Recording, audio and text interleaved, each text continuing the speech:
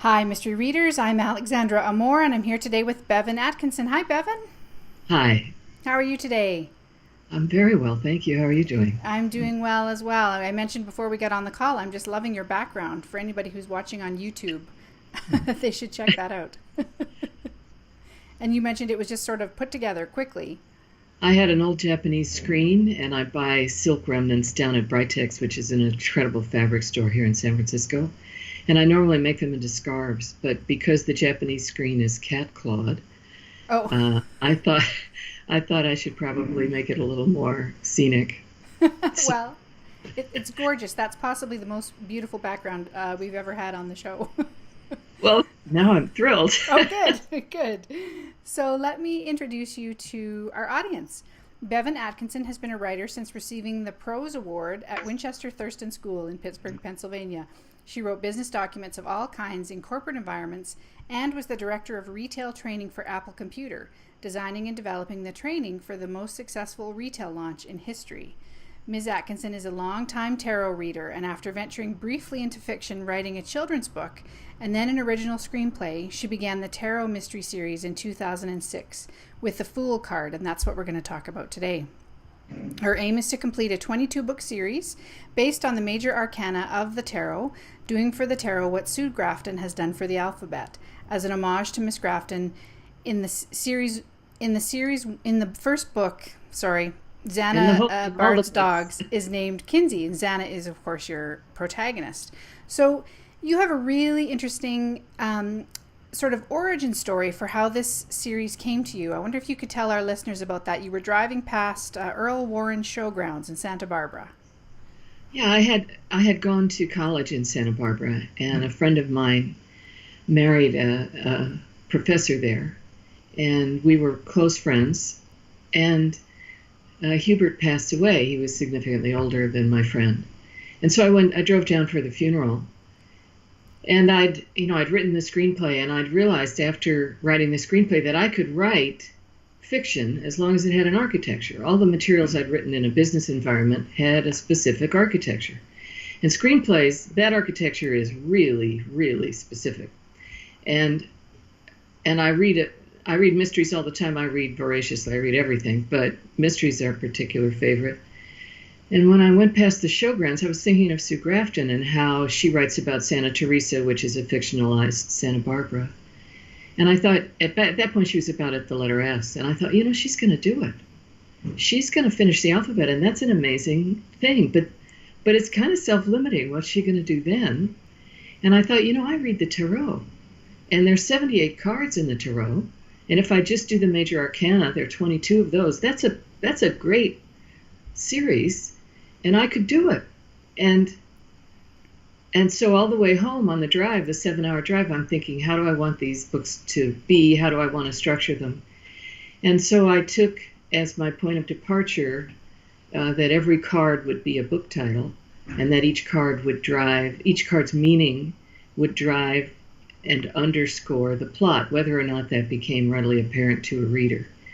And so I named the one dog Kinsey because that's Sue Grafton's detective's name, and I named the other dog Hawk because, come on, Robert Parker, Yeah.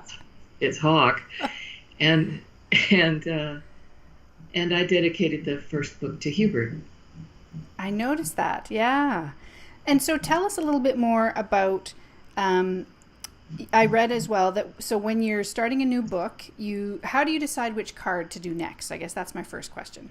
I'm just going in order. The cards are numbered from 0 to 21, Oh, okay. and so I've done the 0 card, 1, 2, 3, 4, Okay. and I'm writing now the Hierophant card, which is the 5 card. Now, you have to understand, among tarot readers and among tarot historians, if you want to call them that, uh, there are widely varying points of view about how the cards are numbered, which Hebrew letter they're attributable to, because the Hebrew alphabet has 22 characters, and each character is associated with one of the major arcana.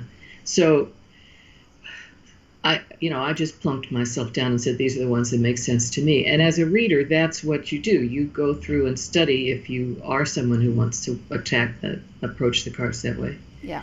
But ultimately, you have to make your own decisions about how much of the lore, how much of the esoteric knowledge about them you want to know. And in my case, I studied quite a bit. And so, by the time I'm done, each spine of the book will have the Roman numeral +0 that's assigned to a card, and it will also have a Hebrew letter of the alphabet assigned to the card. So theoretically, you should line my books up right to left in order instead of left. Oh, okay. Yeah. Oh, interesting. But anyway, to start a book, I pull down all of my tarot books, and I go online as well, and I just start capturing information about what a card means. So the Fool card, he is the 0 card. He's everything, he's nothing. He's the God card in that he's the great ineffable and the unknowable.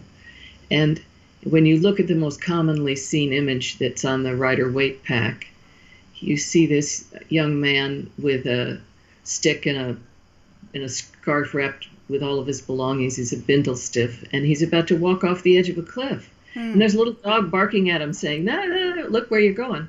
And he's not looking where he's going. He's just going to take that step. And in the first book, Oksana, whose nickname comes because her little sister couldn't say Alexandra, so she's Oksana, she's leading a very tucked in, isolated life. She's had some hard knocks, and she's okay with that. She's just taking a time out until literally the universe rams into her house and says, okay, you're going to start something new. And that's what the Fool card is about. He's new enterprises that can be a triumph or a debacle. And he's just that willingness to fling yourself out onto the universe and say, okay, there's a net here somewhere, and I'm going to believe it's there. So the first book is a really fast thing. You're looking at somebody falling through space, gathering speed. And she just says, okay, go. She's a tarot reader, and she's learned to trust her intuition. And when it says do it, she does it. She has faith in that. And it's proven to her satisfaction that she made the right decision, not to anybody else's particularly. Yeah. Particularly her mother. her mother's not buying it. Wow, as mothers usually don't. Well, some mothers are great, but Oksana's it's not. Okay. Hers is a challenge. And I noticed in the first chapter of the Fool card, as you say, the universe runs into her house, and she really does just embrace the adventure. Like, there's no real hesitation. And in fact, at the end of the first chapter, I felt like she was really excited. Like, this is going to be awesome.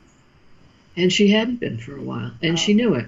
Yeah. I've had the experience in my own life of saying, okay, whatever's next, I'm ready, and I'll know it when I see it. So thank you for being patient, and send it on. And it's a pretty reliable, that life does that anyway. You don't have to ask. But that willingness, that's why, I put a Shakespeare quote in every book. Her last name is Bard. Yeah. And in this first book, the Shakespeare quote is from Hamlet. The readiness is all. Right. And to look at Hamlet and the famous quote, to be or not to be, she's in that state. Am I going to be something, or am I just going to sit? And she says, okay, let's go. And that's the Fool jumping off the edge of the cliff saying, I'm in. Yeah. Yeah, I love that. I love that sense of adventure I felt at the very end of the first chapter. And I noticed she must be a mystery fan too. She's reading Nero Wolfe. Yes. And you've mentioned Robert B. Parker and Sue Grafton. And do you think there are any other authors who have influenced these books for you? Oh, countless. Okay. Sure. Yeah. Because there are standard tropes in mysteries. You have the sidekick who's off. You look at Myron Bolitar and Wynne. You look at Spencer and Hawke. You look at Bryant and May in the Peculiar Crimes Unit. So you look at Poirot and Hastings. You just it's a pretty standard thing to have somebody alongside you who is some form of not necessarily terribly intelligent or capable reflection. But in this case, the reflection is terribly capable and terribly intelligent, because she starts out, she's a little frail, and she's game, but she's not necessarily aware of just how much wing power she's got to lift herself out of where she's been. Okay. And so then do tell us about her sidekick, Thorn Ardell.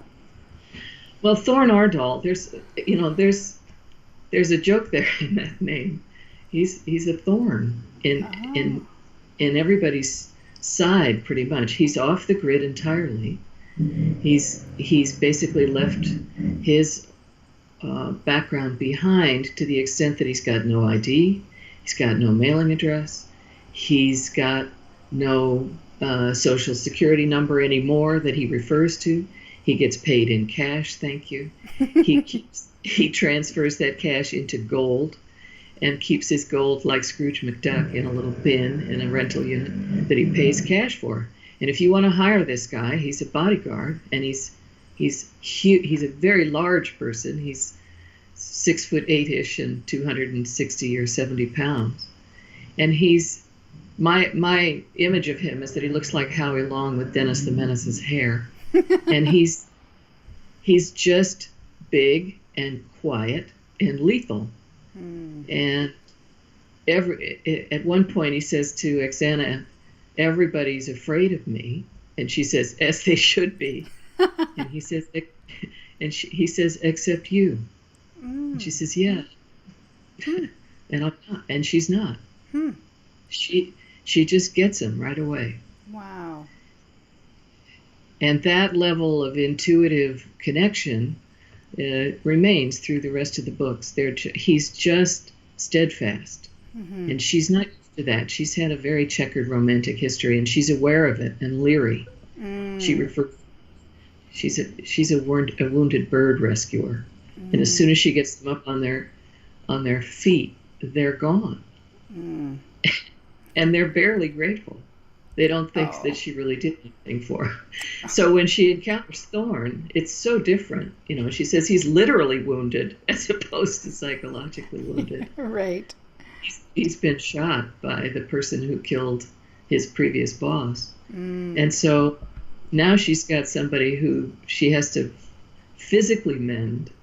And that just turns out to be the difference that makes all the difference. Nice. Oh, I love hearing that. And you're working on a new novel in the series now. That's right. I read a blog post from you recently, but I wanted to talk about book number 3, which is the High Priestess card.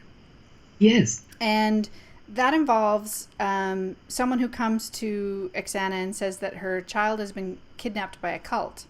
And some of our listeners may know that I was in a cult for 10 years in the 1990s. And I wrote a book about that experience. So I was just curious about what sort of research you did about cults and how you wove that into the High Priestess card book. Okay. So, once again, I'm doing research on this. Yeah.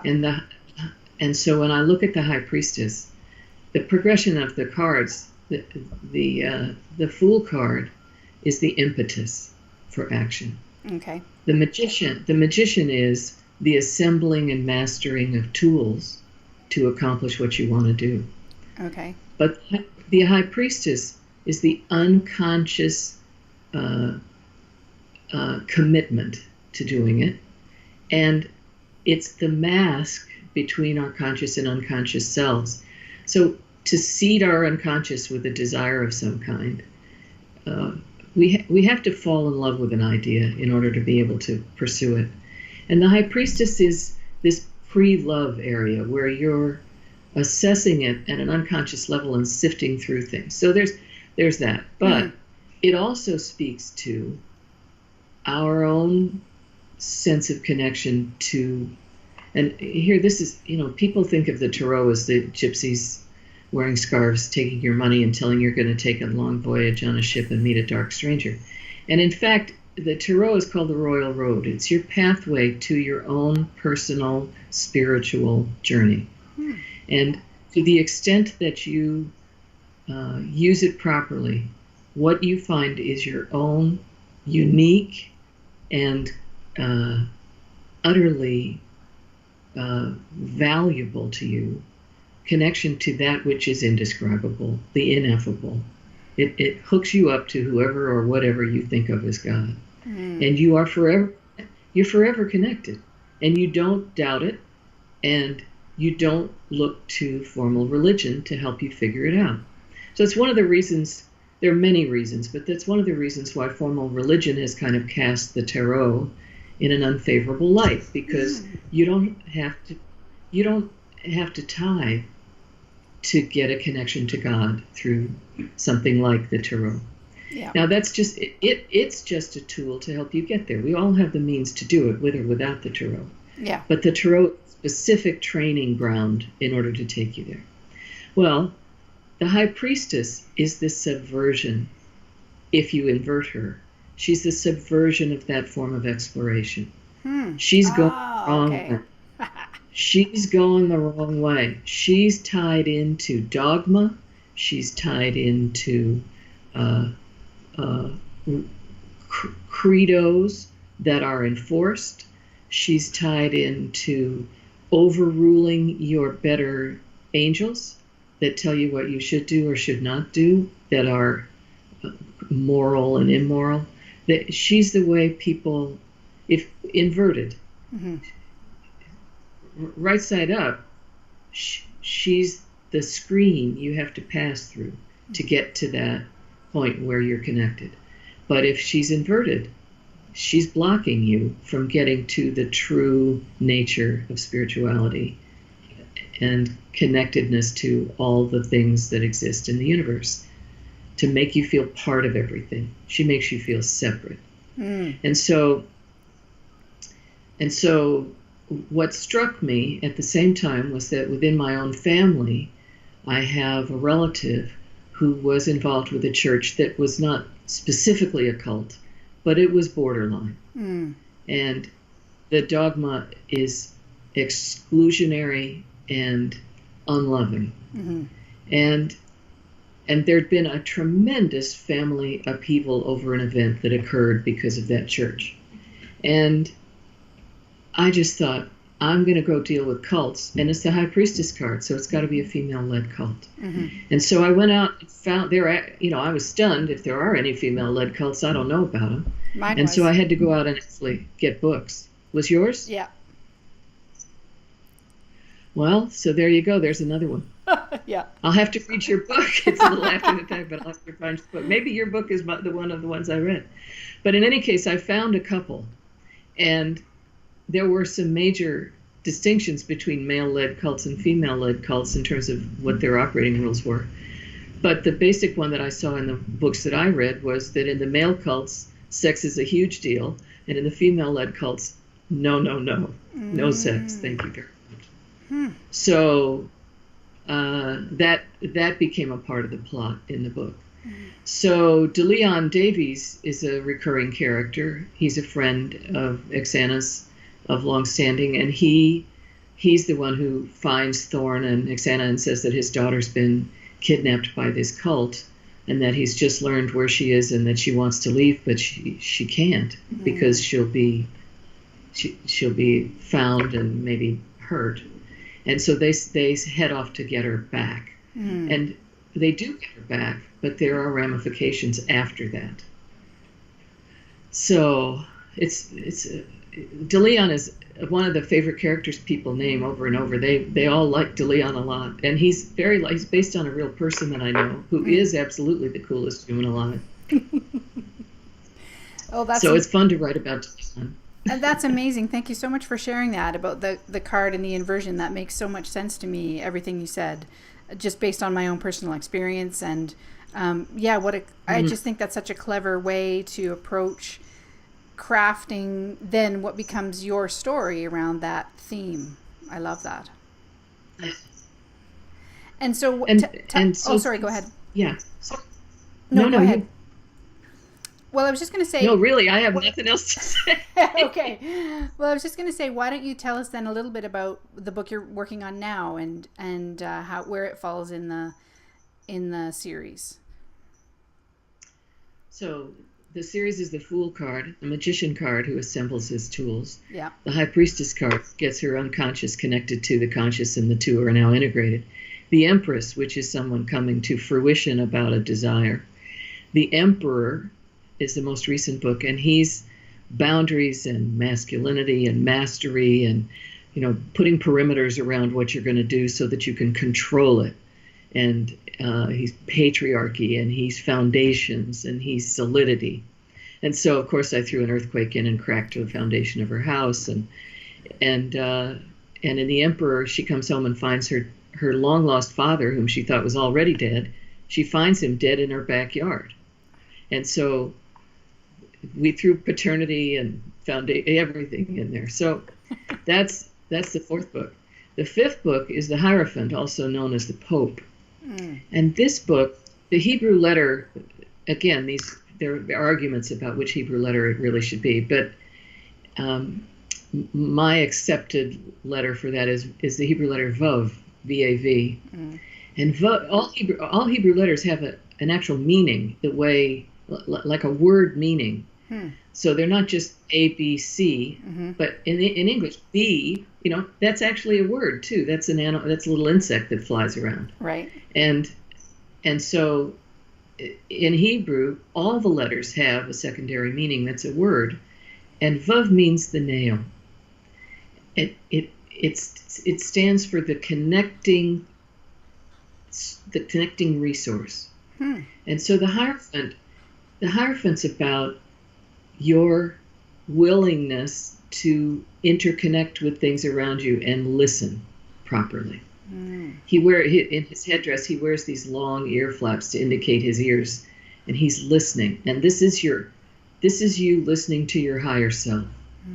The Pope is a symbol of the higher power within a spiritual pursuit.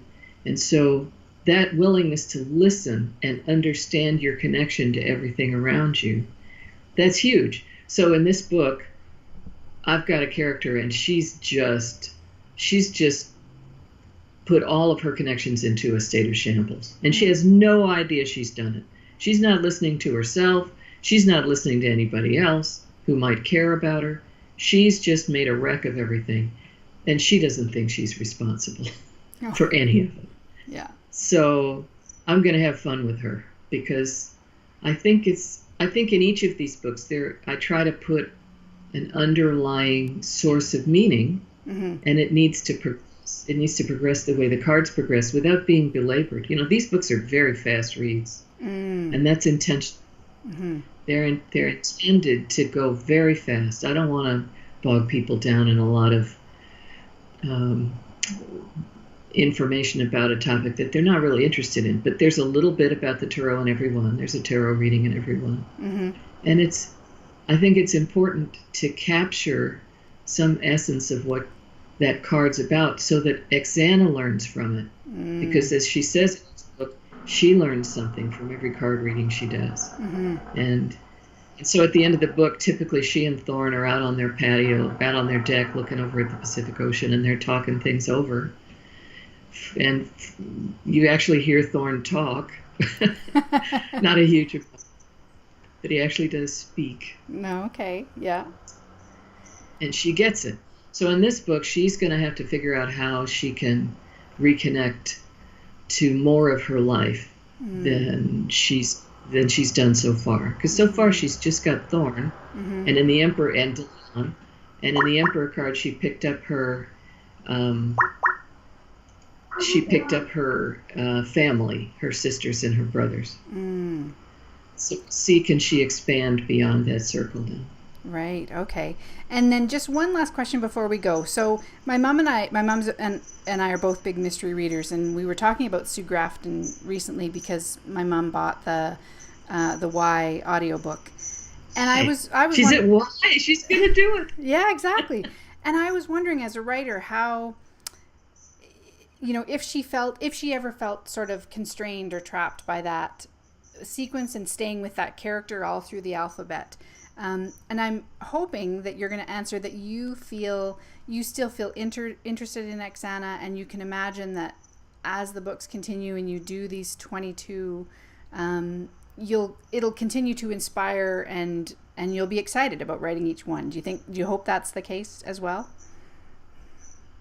Well, I'm pretty confident that's the case, because Good. each book takes me into a whole new type of research, and I get to add facets to the story that are new. Mm-hmm. I mean, and they're so hilarious. You know, my middle name's Alexandra, so Oksana is Alexandra, and in the Emperor card, I'm telling you, it's just hilarious to me how this happens, and I'm not unaware of how delightful it is. I called my brother, who's a gold nut, because I thought I'm going to introduce this subject of gold in the Emperor card, and I asked him for some information. I thought I'd lanced a boil. I mean, he just went off, and I said, hang on, I don't have my keyboard. I can't type what you're saying. I just need to understand a little about the history of gold mining and gold. And he gave me some referrals, and then he said, well, you want to go to a gold mine? And I said, well, how would that work? He said, well, I have shares in a gold mine up in Mariposa. You want to go? And I said, when would it be? He said, Thursday. I said, yeah, sure, I want to go. So we went to Mariposa on Thursday, went to this gold mine, and I meet the chief geologist, and her name is Alexandria, and I meet the site manager, and his name is Brian Alexander. That's amazing. Yeah. And you just say, yeah, okay, good. I'm glad I showed up for this. Yes. So that idea of every book has these wonderful surprises for me. And when I introduce a new character into them, because it's always a new person who wants a card reading, that's what keeps things interesting. And what is this person's issue? Why did they show up for a card reading? Because typically they show up and they're afraid. They haven't had a reading before. They don't know what's in store for them. They don't know if they really want this card reader invited into their lives. They're afraid of what they're going to be told, and they're afraid they won't hear anything useful, and they're asking about matters of some importance, you know, family and health and friends and love and their job, and they're so stuck, or they wouldn't be doing this desperate thing. And they really don't know what to expect or who to trust. That's always going to be a factor in every one of the books. Why doesn't this person trust her yet? And what is it about the cards that's got them intrigued but intimidated? You know, that's always going to be interesting. Yes. Yeah. Oh, I think that's an amazing avenue into a mystery every time. That's fantastic. Every time. Yeah. And, you know, the architecture, you know, there I was worried about writing fiction to an architecture. And a mystery architecture, even I can handle that. Somebody dies. Yes. Somebody else has to figure it out. Yeah. Yeah. Exactly. That's doable. Well, this has been amazing, Bevan. Thank you so much for chatting with me. So why don't you let our listeners know where they can find out more about you and your books? Well, it has been an honor and a privilege to spend time with you. Thank you so much. It's been a pleasure. Oh, my pleasure. And so the website is thetarotmysteries.com. Yeah. And there is a Tarot Times blog that people can subscribe for. And if they sign up for that, they get the first ebook free. So they get the full card for free if they sign up for the Tarot Times blog. Bevan Atkinson has a Facebook page and a Twitter account. And you can buy the books at your local bookstore. And you can buy them on Amazon and Barnes & Noble online if you like, in ebook or in trade paperback format. Fabulous. And I'm not. What else do you need? That's it. No, that's fantastic. I'm so happy to hear that. And yeah, I'll put show notes, or I'll put links in the show notes to some of the things you've mentioned, including your website and your Twitter account and all that kind of stuff. Thank you so much. You're welcome. Well, thanks again, Bevan. It's been great chatting with you. My pleasure. Take care. Bye-bye. You too. Bye.